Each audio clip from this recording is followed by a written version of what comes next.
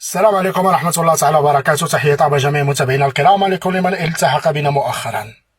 إذا متابعينا الكرام، يوم أمس تحدثنا عن عملية بنديرة جديدة، عن هلاك مجموعتين من مرتزقة البوليزاريو وتدمير آليتين لهذه المرتزقة حاولت الاقتراب أو الدخول من المنطقة العازلة، وكما العادة المصير ديالهم هو الهلاك والتبندير والإقبار والشواء ولا شيء آخر غير ذلك، لأن هذه مناطق محرمة. إذن تحدثنا أو ورينا في فيديو سابق صورة أحد الهالكين من هذه المجموعتين اللتان هلكتا في المنطقة العازلة.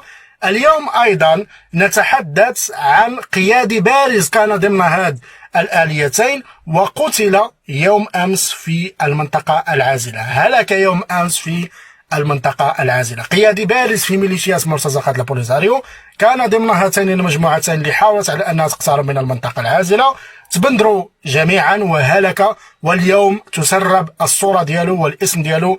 الأمر متعلق بالقيادي الهالك المقبور المرتزق هذا اللي سميتو إبراهيم براي، اللي مات يوم أمس، قتل يوم أمس، وهذه هي الصورة ديالو. هادو رجال البطبوط اللي كتشوفوا الآن أمامكم على الشاشة.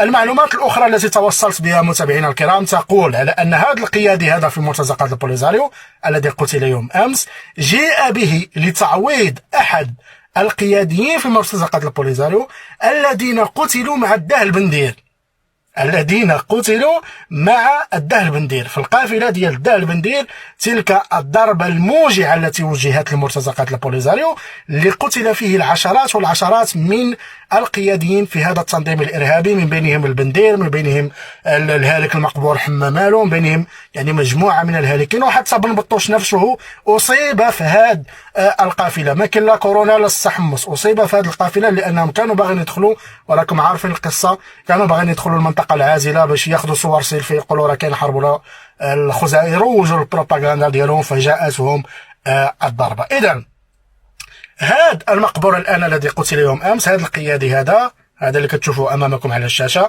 جاء به لتعويض أحد الهالكين اللي قتلوا مع الدال بندير، فما دازتش أكثر من سنة وهلك هو الآخر يوم أمس، قتل هو الآخر يوم أمس. وهذا هو المصير ديال أي مرتزق، أي قيادي في المرتزقة، أي ميليشياوي من هذا التنظيم الإرهابي كيحاول يدخل للمنطقة العازلة، مصيره الهلاك والتبندير والإقبار ولا شيء آخر غير ذلك. متابعينا الكرام، كما أعدكم دائما حينما تسرب أي صورة أو أي اسم لأي هالك من هؤلاء الهالكين ديال المرتزقة سوف نقوم بنشر هذه المعطيات، لأنها تضر بمرتزقة البوليزاريو الذين يحاولون التكتم عن هذه المعطيات. متابعينا الكرام، أراكم في فيديو قادم، والسلام عليكم ورحمة الله تعالى وبركاته.